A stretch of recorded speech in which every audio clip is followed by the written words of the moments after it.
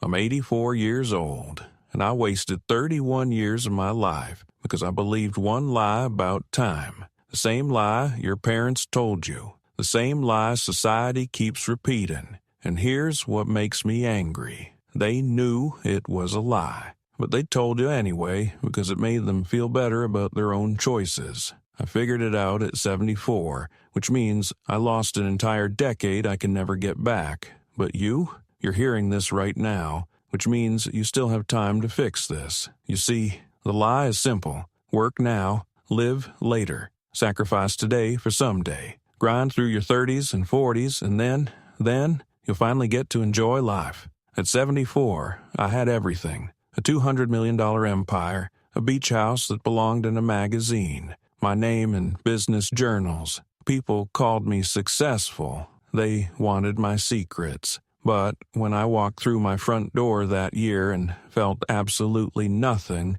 that's when I realized I'd made the perfect mistake. Money couldn't fix it. Success couldn't undo it. Time doesn't work backwards. I didn't lose those years because I was lazy. I lost them because I was successful. I did exactly what everyone told me to do. I followed the script perfectly, and that's what makes this so dangerous. You think you're doing the right thing. You think you're building something meaningful. I'm going to show you the exact moment I realized the timer had hit zero and why yours might be ticking down right now. 1978. I was 30 years old and newly married. Fire in my belly, chip on my shoulder the size of Texas. Everyone doubted me. My father-in-law said I'd never amount to anything. So I worked. God, did I work. 90-hour weeks. I missed dinners. I missed anniversaries. I told my wife, just give me 5 years. 5 years to get this thing off the ground, and then we'll have everything. 5 years turned into 10.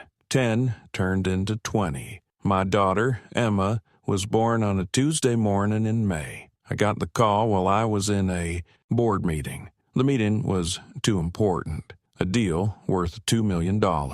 I made it to the hospital 3 hours later. Emma was already cleaned up, swaddled, sleeping. I'd missed it, but I told myself it was worth it because I was building something for them. The truth is, I wasn't building a future for my family. I was becoming a ghost in my own home. I was the man who paid the mortgage, but couldn't tell you what time his daughter went to bed. The man whose chair at dinner stayed empty so often they stopped setting a plate. There's a specific drawing Emma made when she was 7 years old. I didn't find it until decades too late. What was on that drawing destroyed me. By my 40s, the company was worth $50 million. We moved into a mansion, 3-car garage, pool, the whole American dream. I thought I'd arrived. I thought this was the finish line. But here's what nobody tells you. The finish line keeps moving. When I hit 10 million, I thought I'd feel satisfied. But then I saw someone with 20 million, and suddenly my goal wasn't enough. Success is a hamster wheel. One Tuesday afternoon, God, I remember it like it was yesterday, Emma came bursting into my home office. She was 7 years old, pigtails, missing her 2 front teeth, huge smile on her face, and a piece of paper clutched in her little hands. Daddy, look, I drew this for you. I was on a conference call with Tokyo, a deal worth $8 million. I held up one finger. Just a minute, sweetheart. She stood there, waiting. Her smile started to fade. 30 seconds passed, maybe 45. Then she quietly walked away. This is how the lie works. It lets you justify everything. Every missed dinner is for their future. Every skipped recital is building security. You tell yourself, when I hit this number, then I'll slow down. When the company goes public, then I'll take that vacation. But then is a mirage in the desert. Every time you get close, it moves further away. And while you're chasing that mirage, the now is evaporating. Your kids are growing up. Your parents are getting older. Your spouse is learning to live without you. At 61, the wheel finally broke. I had a heart attack in my office, alone, late at night. The cleaning crew found me on the floor. You want to know something pathetic? When the paramedics asked who to call, I couldn't think of anyone. My wife? We barely spoke anymore. She'd built an entire life I wasn't part of. My daughter? She lived across the country. We talked maybe once a month, polite conversations about the weather. I'd spent 30 years building an empire for a family that had learned to live without me. Lying in that hospital bed, listening to my own heartbeat on a monitor, that's when I had absolute clarity. I'd won, I'd climbed the mountain, and I'd done it completely alone. I sold the company 6 months later, $200 million. People congratulated me like I'd won the lottery, but here's what $200 million can't buy. Tuesday afternoons from 20 years ago. You can't purchase your daughter's 7th birthday party. You can't wire transfer your way into memories that never happened. That money sits in my account right now, all those zeros. And I would trade every single one, every cent, for one more hour when Emma was 7 and still wanted to show me her drawings. After I recovered, I tried to reconnect. I flew to New York where Emma was living. Took her to the nicest restaurant in Manhattan. We made small talk. Weather, real estate prices, nothing. When dinner ended, she hugged me goodbye. 5 seconds, maybe 6. Mechanical, obligatory. The kind of hug you give a distant relative at a funeral you didn't want to attend. Standing there on that Manhattan sidewalk, I realized something that shattered me. I wasn't her father, not really. I was a bank account that had been absent for her entire childhood. I was the man who paid for college but missed her high school graduation, who bought her a car but wasn't there to teach her to drive it. I was a checkbook with a heartbeat. 3 years ago, I walked Emma down the aisle at her wedding. Beautiful ceremony, everything perfect. 200 guests. At the reception, Emma gave a speech. She talked about her mother, how she'd been there for every recital, every heartbreak, every triumph. Her voice cracked with emotion. People were crying. Then she looked at me. She smiled, polite, distant. And thank you, Dad, for coming. Like I was a guest, not her father. A wedding guest who happened to share her DNA. I sat there in my expensive tuxedo, surrounded by 200 people celebrating, and I'd never felt more alone in my entire life. I was a guest at my own daughter's life. I'd bought the tickets, but I'd missed the show. That night, in my hotel room, I cried for the first time in decades.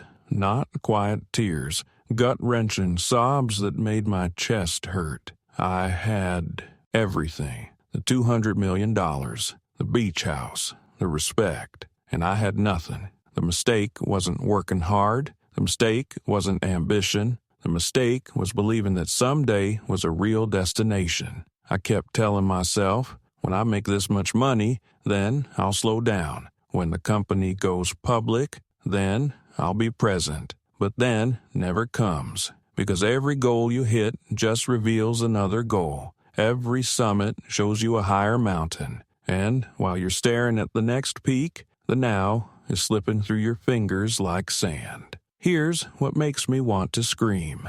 We trade our best years for our worst years. Your energy peaks in your 20s and 30s. That's when your body can hike mountains. That's when your kids actually want to spend time with you. But we trade all of that for free time in our 70s. And when you're 84 like me, you have all the time in the world, and none of the energy to use it. My knees hurt. My back aches. My friends are dying. My wife died 2 years ago. The beach house sits empty most days. I walk alone, slowly, carefully. Retiring with money means nothing if you wasted the moments that were on a timer, because here's what they don't tell you.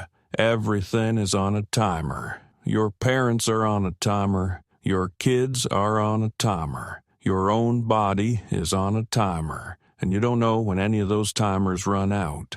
I thought I had decades with my wife. We were going to travel when I retired. She fell asleep one night 2 years ago and didn't wake up. The timer hit 0, and I didn't even know it was counting down. I thought I'd have time to build a real relationship with Emma. but she's 54 now. She has her own kids, her own version of being too busy. Those years when she needed me, when she made drawings and wanted to show me, they're gone. Forever. Remember that drawing I mentioned? Last year, I found it in old boxes in the attic. Crayon on construction paper, her mom in the middle. Emma next to her, holding her hand. And, off to the side, separated from them, a stick figure of me standing next to a building labeled Work. At the bottom, in her 7-year-old handwriting, I love you, Daddy, even though you're always busy. She wasn't angry. She wasn't resentful.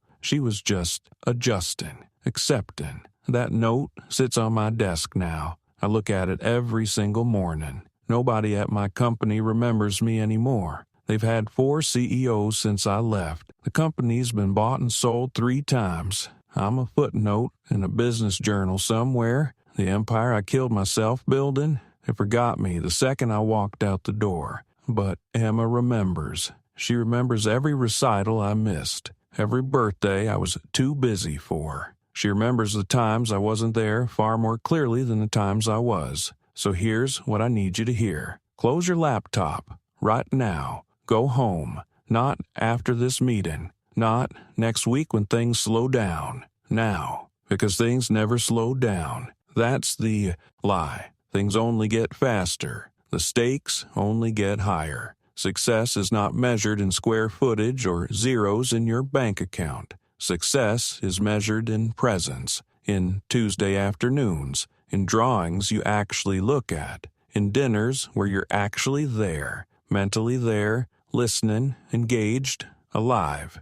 Don't wait for permission to live, because that permission is never coming. You have to take it. You have to choose it. Not someday, not then, now, because I'm 84 years old, sitting in a beach house worth millions, looking at a drawing from a 7-year-old girl who's now 54. And I would give everything to go back to that Tuesday afternoon and actually look at what she made. Don't make my mistake. The timer's already ticking.